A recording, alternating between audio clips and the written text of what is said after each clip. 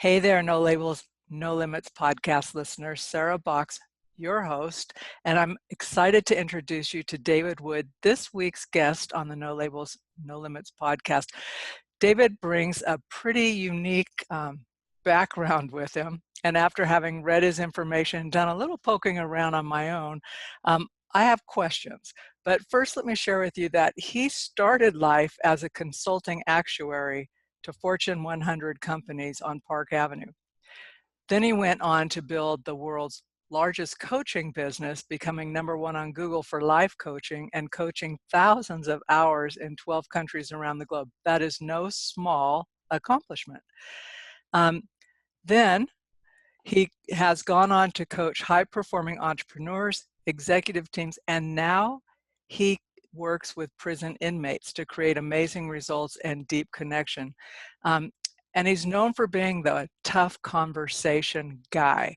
So David, with that as a brief introduction, before we go into our different conversation, talk a little bit about your journey and how you went through that arc to land where you are currently. Sure, and thanks for having me on the show, Sarah. I was a consulting actuary, and for people who don't know what that is, it's a bit of a rare profession. I was good at math. So I became an actuary because I heard it was harder than becoming an accountant.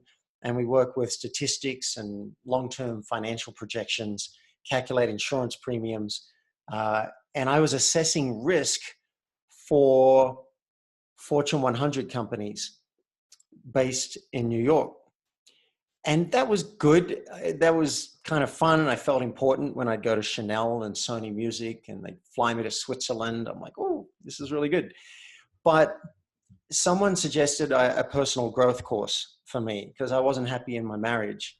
So I went and did the course, even though they smiled way too much and they're all wearing name tags. And I thought people who did self-help were weak-willed people who just couldn't handle stuff on their own, which is ironic because the name is self-help. But still, I did it and they cracked open my cynicism and I realized that these people really cared about the world and I couldn't stop coaching people in the course. This woman told me that she had that her husband had an affair 10 years ago and she'd been using that to keep him under the thumb for 10 years and keep control of him. Then she told me that she had an affair 10 years earlier, but she hadn't told him that piece of information. So I got to coach her. And within 3 days, she transformed her whole marriage. She confessed, risked her marriage, and she said they felt like they were floating 10 feet above the ground the whole weekend in love. And I was hooked. Like, this is really good stuff. So I quit my job as a consulting actuary, went back to Australia, and I had a brief stint. I thought, well, when you quit your job, you should do stuff you can't do when you have a job. So I became a professional entertainer and played guitar and pubs and parties and the National Gong Show just because I could.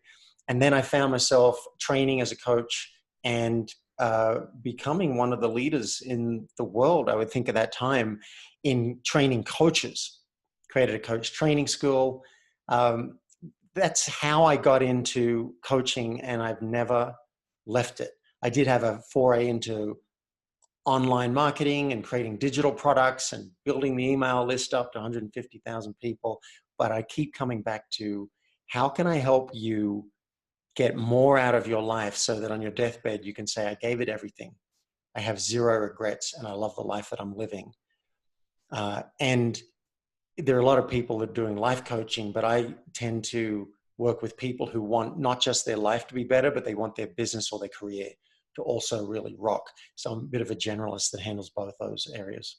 Well, it kind of brings in that analytical piece of you as well, when you have to look at the business side of it. So that would be a really strong point. Yeah, and I didn't know that going in. I just thought I want to help people with self-expression and deepening connection and having their life be great. I didn't even think I could be a business coach. I hadn't trained as a business coach, but it turns out because I'm a geek and I'm such a geek for systems that it was a natural progression for me to start asking questions about their business systems. And so now, now that I've had 20 years being an entrepreneur myself, I can ask the right questions to help them up-level business. But again, if that's all you want, don't come to me, because there are lots of good business coaches too. I like handling people who want both. I want more success in business and career, but also let's have my life be great. Yep. Yeah, I don't think you want to trade one for the other. Right.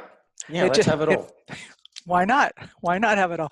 So listen, I want to get back to why we really connected in the first place, and that's to talk about you as an evangelist for tough conversations. And can you talk a little bit about what you mean by that? And then I have some specific questions for you. Yeah, well, it was partly a marketing thing. I've been drawn to tough conversations for 20 years, and I think it's because of the personal growth background. They kept coaching me and encouraging me to clean up anything in my life that wasn't wonderful. And, like even to the extent of calling the bully from school 35 years ago and saying, and just completing that relationship, right? I hated that guy. And I said, I'm not doing that. You're crazy. But they'd coach me and help me work out what I was afraid of and what might be possible out of it. And finally, I went and did those scary conversations.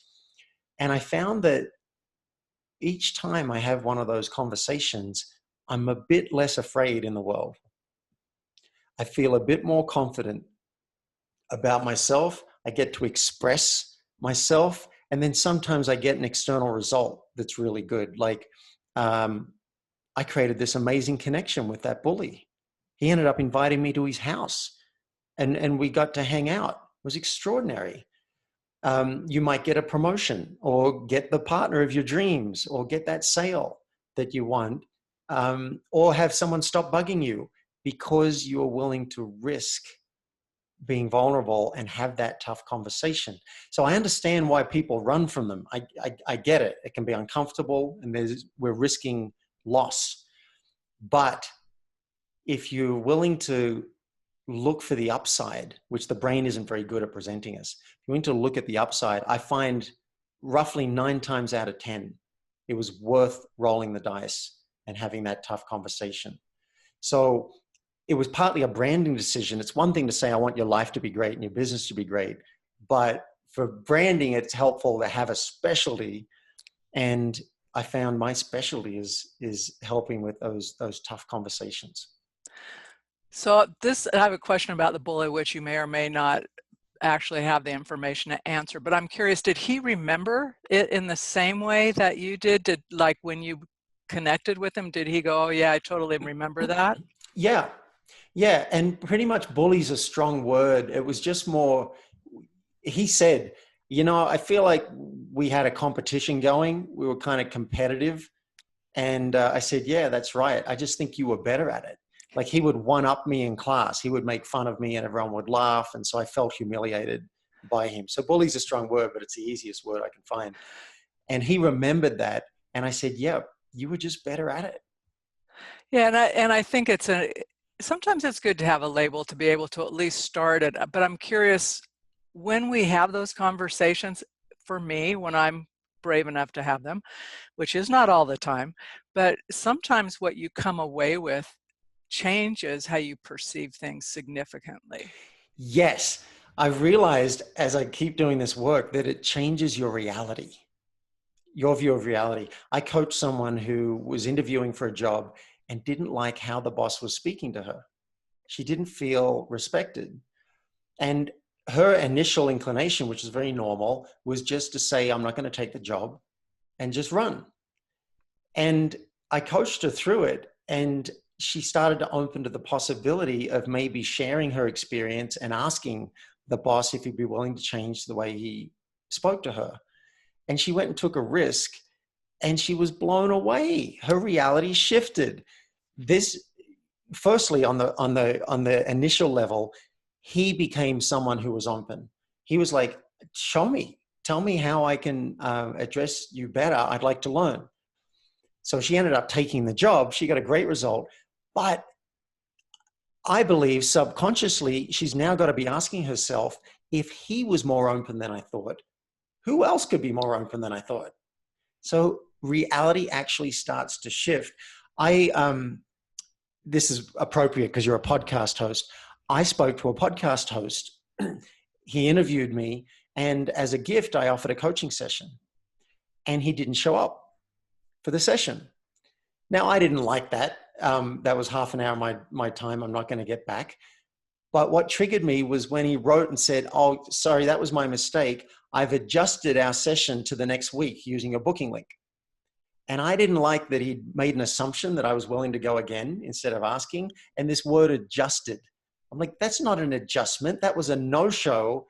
I want to know that you realize the impact that that had on me. And I'd like to feel like you're respecting my time. Now, I nearly swept that under the rug because my concern was he'd think you're too sensitive, you're too high maintenance, and he'd start bad-mouthing me in the industry and say, that guy's just a jerk. I thought he might get defensive, but my integrity and my training had me take a risk because I realized I would like a relationship with him. And I wasn't willing to do the session again until I was clear that I felt my time was respected. So I put all my thoughts into a video and sent him the video and said, look, I'd like to share this. I'm happy to talk about it. I'm doing this as a first pass at it. He had this amazing reaction. He said, can I use that video on my podcast to show how amazing your communication is? Because you're right. I didn't respect your time. I didn't manage that well. I am sorry. I would really appreciate if we reschedule. And now he's going to come on my podcast. I'm going to talk about that conversation and play the video. So my reality shifted too. I was like, instead of assuming that people won't be interested, I want to be a stand for maybe they'll be open and we'll have a chat and we'll both get each other's worlds. And the worst case, you'll be proven right, that they won't show up. It's like, okay, but you will know for sure rather than making up some story in your head that I'll know for sure. Yeah. And I'll feel better that I spoke up because I had agency. I took responsibility I always feel small if I don't say what's right for me. And I don't want people to feel like that.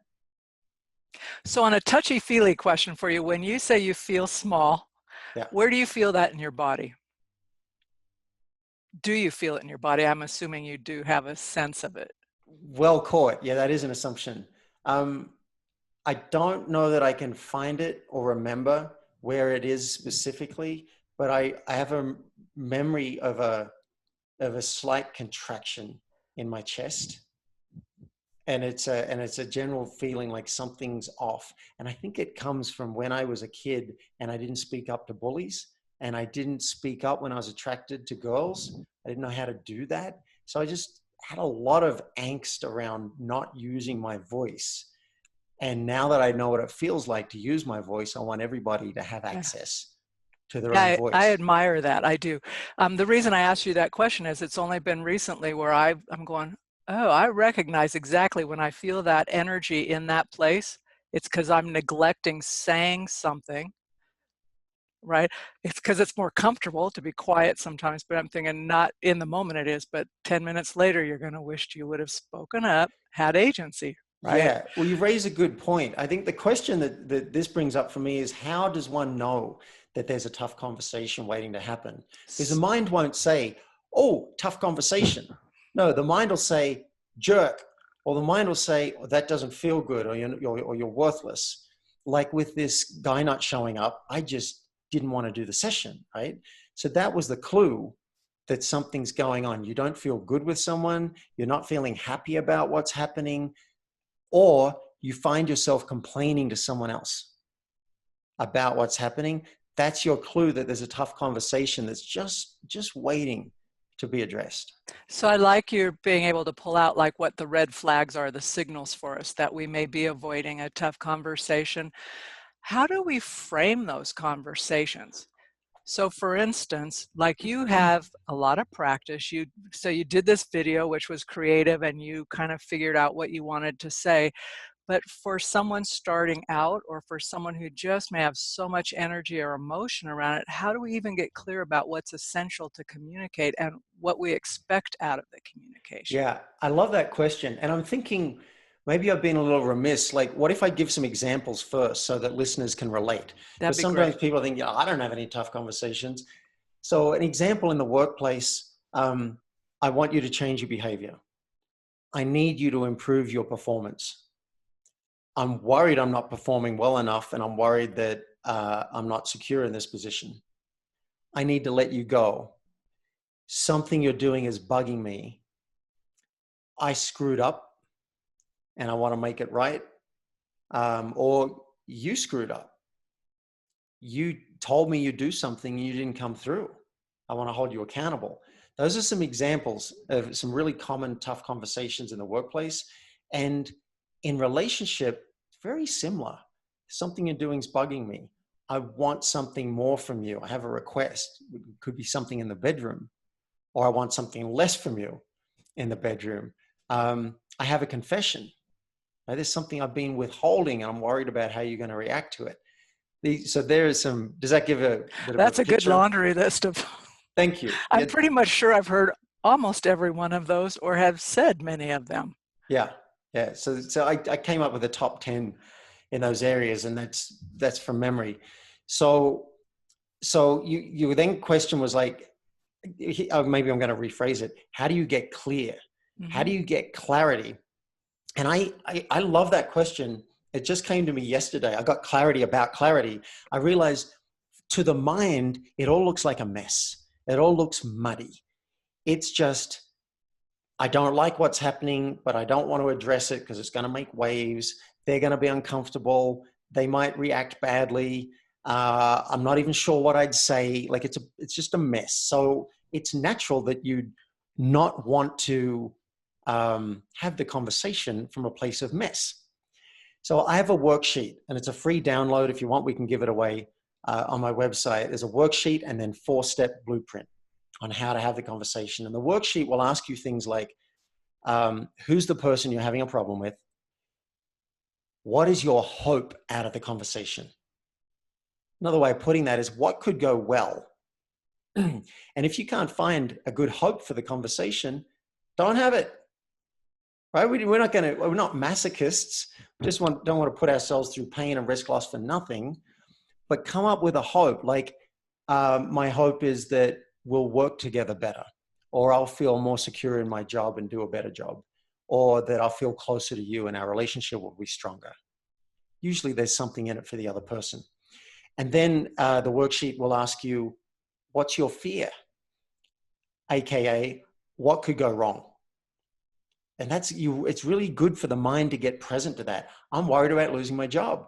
I'm worried about you getting upset or calling me oversensitive, or I'm worried about you breaking up with me. And then the worksheet will ask you, what's the issue? So you can write it down, get clear on what your issue is. And then, do you have a request? I'm quite pleased I can remember all these off the top of my head. They're just flowing today. Do you have a request? Because it's one thing to tell someone about your upset. It's another thing to say, this is what I would ask for, to direct it in the right direction. And the last question on the sheet is, how might they be viewing this? Like, step into their shoes for a moment. What are they looking like? I went to a business partner and I said, I'm frustrated that you guys aren't doing more. I feel like I'm doing a lot and you're not really doing more. Had I completed my own worksheet, I would have asked, how could it look from their point of view? And I would have seen immediately, they're probably just going along thinking everything's fine. I haven't asked for more. In the meetings, I'm not asking for concrete deliverables. So had I put that down on my worksheet, I could have preempted any reaction with that, saying, you're probably thinking, David, you just ask for it. We're just going along thinking everything's fine. And that would have preempted it. Instead, I did get a negative reaction and someone felt defensive. So that's the worksheet. And then there are 4 steps on how to actually go and have the conversation with your worksheet in your hot little hand. So you take the worksheet with you. So you're so you're not going in. Well, yeah, indeed. Why not? Right. Yeah. I don't go to meetings without a notebook. Yeah. Something to write on.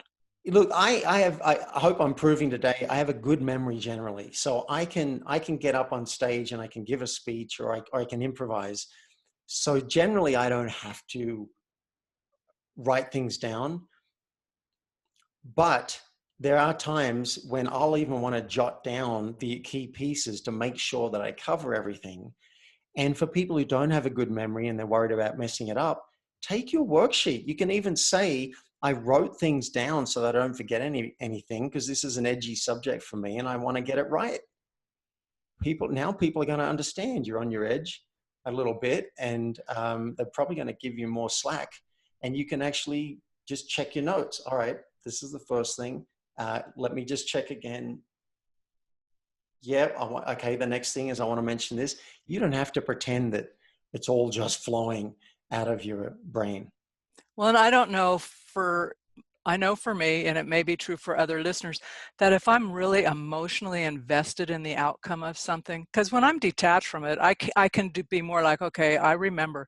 But once those emotion kicks in, or you're feeling in a precarious place, maybe I am worried about a job or whatever, your adrenaline goes up. And so no matter how good your memory is, all of a sudden you're thinking, okay, what was I gonna say?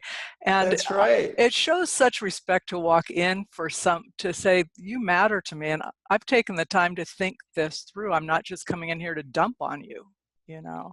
And Yeah. and maybe you'll model for somebody else how to have a constructive conversation or a tough conversation in their own life. Yeah. It's a really good point about the adrenaline.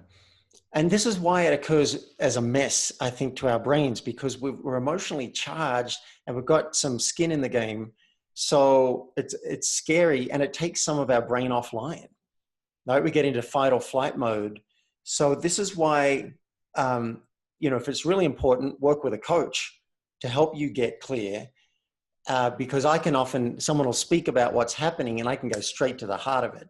Oh, you're worried what they're going to think about you, or you're worried about this, or you're worried about that. And they go, yeah, that's what I'm worried about. Okay, great. Now we know what that is. We might say that in the conversation. So work with a coach, or at least use the worksheet so you can get clarity. And I'll tell you, once you've got clarity, I think your chances of having the conversation go up, because you'll be more likely to want to go and have it, because now you've got a roadmap.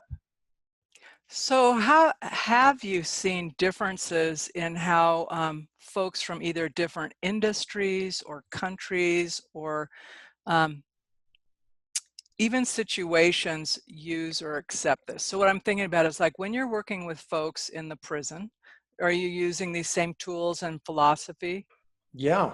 So, do you see a difference there versus someone who's like in a startup business they're like scrambling with, or some, just, or cultural differences? I don't. And it might be that I have a bias to look for similarities. So I haven't noticed. I mean, the language will be different. Like someone in a boardroom probably isn't going to hear "step off, bitch," right? They're probably not going to hear that. Whereas in a prison, this is what they tell me someone's going to say as a way of calling them out and challenging them. But it's the same concept. Someone's still going to challenge you in a boardroom, or undermine you, or want something from you, or you want something from them. It's universal. And I coached someone recently in a prison. Sometimes I do Zoom calls for the inmates. And her issue was she had a CO, which is a corrections officer, showed up late to a shift, showed up 10 minutes late. Now, that's not a big deal for the CO, but for her, she had to be somewhere else in the prison at a certain time. She was ordered to be there to pick up some property. She couldn't get there on time, so now she's 10 minutes late to get over to this other part of the prison, and she's getting chewed out by this other officer for being late, who obviously is not going to accept excuses, or maybe it's not obvious. So that was just really rough for her. And her question was, how do I have this tough conversation with the CO? Now, it's not going to be exactly the same in a corporate environment, but you have an authority figure. You Yep. have a boss who has a lot of control over you. How do I say to my boss, what you did had a negative impact on me, and I'd like to make a request that you consider that next time? So I coached her through it, and I haven't heard what happened because I don't have regular contact with the inmates, but we went through how you could ask. Maybe I should run quickly through the 4 steps. Yeah, of let's tough do that. conversation. Yep. So now we can use her as an example. So once you've got the worksheet, it's quite easy to run through it. Step one is ask permission. So she might have said something like, excuse me, officer, do you have a couple of minutes for a conversation? I'd like to ask you about something that could make a difference for me. And then she'll share the hope. My hope is you might have a clearer understanding of what it's like to be an inmate, and that it might influence what happens in future. Might be something like that. Or that, my hope is my life might get a little easier if you understand what happened, right? If she gets a yes, you move to step 2, which is to share your fear or concern. My fear or concern is you might feel defensive or upset, and that could make my life really hard because you have a lot of power. Step 3, share the issue. When you were late, I got in trouble for being late somewhere else, and I got chewed out. And my request is, to the extent you're able to, if you could try and make an effort to be at your shift on time, I'd be grateful. And if you can't, you can't. And then step 4 is to get curious. This is where you want to find out about their world. Like, what's it like to hear that? Do you agree or disagree, or do you have a better idea? Something else I haven't seen? I'd really like to hear whatever you got to say. You don't want to create a tough conversation for them, and you don't want to do a tough monologue and run. So this is a chance to find out what they've got, and that's the vulnerable bit, because you can't control that. So No, those are the but 4 that's steps. also that willingness and that curiosity is almost the place within, for me, possibilities are come out. Yeah, I that's mean, true. that space when someone says, hey, David, this is whatever just happened. I'm interested in like your response to that or your thoughts about that. Sometimes they're just brilliant things that come out that never would have occurred. Yeah, Kudos for the person brave enough to start the conversation, but also to stay curious, not necessarily to take on, especially if the person comes back and starts blaming, but to at least be open to a different reality. And sometimes we find other people's humanity in there too. It's like, I would yeah, have been on time, but my 2-year-old son felt, whatever. We don't know. right. We just never know what's happening in other people's lives. Yeah, and this is tricky for me because I'm a control freak. So I want to wrap it all up in a bow and just kind of like say what I want and then get what I want and then leave. And it's an afterthought. I kind of need the checklist to say, how is it for you? In fact, I forgot it with a business partner recently. We were modeling this on a Zoom call, as I run a free Zoom call every week where people can come and get help on their tough conversations. And I brought up something with her, and then I felt like we'd addressed it, and I said, all right, well, I guess it's not a big deal, not really a tough conversation. I'd missed step 4. She was feeling guilty. She was feeling like a little shamed about what I'd brought up and beating herself up. And fortunately, someone else on the call spotted it and said, David, why did you assume that this isn't a tough conversation for her? I was like, wow, you caught me. So I asked the question, and she got to share that, and we got to resolve that for her. That's so this is a little off, but sometimes when people do things that you're thinking, I can't believe they just did X, Y, or Z. A couple of years ago, I started like making up a story in my head, especially this is really helpful when you're driving and people just are jerks on the road ahead of you. And I'm thinking, what the heck? I just think, and then my husband said, you do this all the time. I go, I know.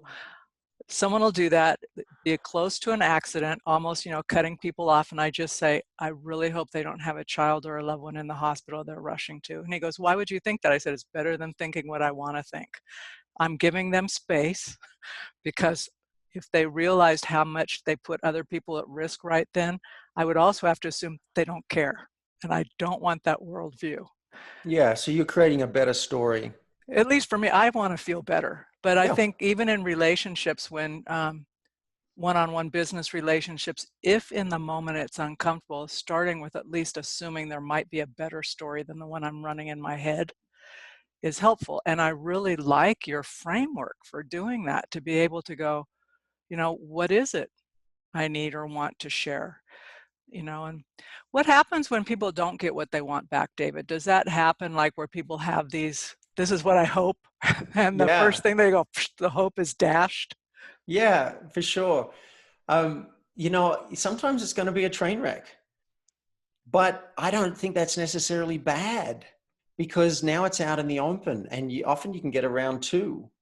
Or maybe you should have some space from each other for a few weeks, right? The mind that thinks it knows how it's going to go. As Byron Katie says, who needs God when we have your opinion? I did it. One of my worst conversations, and I really tried. I got coaching before I did it. I had the conversation. There was someone who was invited to my birthday party, and I wasn't keen on her coming, but I'd invited a whole group of people, and I would have had to specifically uninvite her, and that would have been awkward. So I decided to have a conversation with her and make a request. My request is you bear in mind it's my birthday party. Sometimes I feel like you can take a lot of attention in the room, and I'd like it to be my show. So, would that be okay with you? In the end, she didn't come. So I kind of didn't get what I wanted because I wanted her to feel empowered and be on board. I was hoping she'd say, totally get it. I can't believe you said something, but I'm impressed that you did. Just give me a signal if I'm doing my thing. I want this to be your night. Like I was hoping for that. No, didn't happen. But even then, I think what did happen is probably appropriate. She decided not to come. She let me know, said that doesn't feel good to me, so I'm not going to come. So I got to have a great night. We haven't spoken since, but we weren't friends. We were just colleagues, and I don't need to be related. So hopefully one day we'll end up connecting, and maybe there'll be some value for both of us. But I think that was what was appropriate. So you may not get what you want, but you will have that feeling. I predict that sense of confidence and agency that comes from knowing I spoke up and I went for this. I told my boss I thought there was a better way to do it. Or I told my partner I did something wrong and I'm sorry. And she's mad at me. Maybe that's appropriate. Maybe she should be mad at me for a while and I'm going to get to be with that. You won't always get what you want, but 9 times out of 10, in my experience, it's worth it. Yeah, I'm thinking about the times that I've thought it wasn't worth it, and they are very few. I have a Very lot of few. trouble finding any time I brought up. Okay, I did think of one. It's a tease because I can't share the details of it. It's a little too personal. But there was one where I brought up something. I told the truth, and it caused such repercussions that in hindsight, I wish I hadn't. So that can happen. And to give you a great example, I was in Bali. See, I used to think that you should have every tough conversation and you should tell the truth 100% of the time. That's like when I found truth, I was an evangelist for it. And I thought this is the only way to be. But 2 years ago, I was in Bali and I was rented a villa and I sublet the guest villa, which was great for me because it covered my rent. You can't do that. That's illegal in Bali. And I knew that was illegal, but I was willing to risk a fine and deportation if I ever got caught. Everybody seemed to be doing it. I just figured I wouldn't get caught. And then one day this guy shows up with a badge at my villa and says, "You're wanted for questioning" the next morning. Now that's a tough conversation. And I started doing some research to find out, because remember, question 2 or 3 on the worksheet is what's at risk? What could go wrong? And what could go wrong, it turned out, was a big fine, maybe as big as $70,000, deportation, and this is what really got me, jail time. They could hold me in jail while I'm waiting for a hearing. And I said to my lawyer, "How long would that be?" And he said, "It depends." Ooh. I'm like, whoa, I'm not doing it depends. So I spoke to another lawyer who said, I would leave the country and not have that tough conversation, dismantle everything, come back in 3 months, it'll all blow over. So there's an example of when I decided that was a tough conversation I didn't want to have. I didn't think that there was going to be profit in the conversation. Now, the downside is I lost my home and, I was living there with a cat and friends and furniture and a whole lifestyle. Now I'm in another country, but there wasn't profit there. So I really encourage people to do the worksheet, look at the gain, look at the risk, and you make a decision. Am I willing to risk that? If I enter the US, let's suppose I've entered the US so many times without a green card. Now I have one. But if I enter the US and they say, are you going to work in the US, Mr. Wood? No, I'm not going to work in the US. I don't want to have that tough conversation and practice my integrity with immigration and be turned around and sent back to Australia. It's not noble. I'm not proud of it, but I don't want to have that tough conversation. Now I don't have that issue because I have a green card, but I've just realized there are times you may decide I'm not going to have that tough conversation. But too many people are sweeping them under the carpet. We've gone too far in that direction. Again, 9 times out of 10, I'm saying I think you'll find it worth it. And I want to reiterate something you said earlier. If you're not sure, it's a good time to reach out to someone and get maybe some feedback or coaching on this. Like if you do the worksheet and then you go, I'm still ambivalent, I'm just not sure either if I should or if the answer is yes, how to proceed. You don't have to do it on your own. You can get help. Yep, and I do that. Like I consider myself an expert and I will call a friend and say, I want to get clear on this. Let me talk it out. This is what's going on. This is what I'm thinking. And they may turn me around and say, you're being an idiot. You should apologize. Or they give me a different point of view. So call a friend or come to my free call. Fridays at 2:00 Eastern. You register at the website and join the Zoom call. We'll role play it so that you can go back totally empowered. In fact, I'll be you on the call. Once I know what the situation is, I'll be you and I'll have the conversation and you get to be the other person, be it your partner or your boss or your kid, and give me a hard time.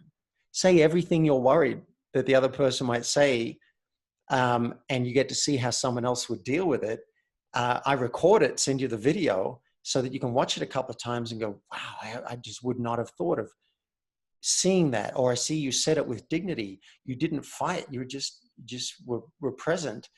People get a lot out of watching this. So that's a good place to ask where people should reach out to you, find you. Can you talk about your websites where they can download the tool and get on connected to the Zoom calls? Yeah, thank you. I'll give you one web link, and I have 3 invitations, if I may, and they're all Absolutely. the same link. The web link is playforreal.life. It's not .com, it's .life. So playforreal.life, and you can download the 4-step blueprint for free. You can join my podcast, which is new. I'm a proud father of a baby podcast called Tough Conversations with David Wood. So subscribe if you like. And if something in this interview resonated with you and you're thinking, I do want to up-level my life and my business or career, see if you qualify for a free discovery session.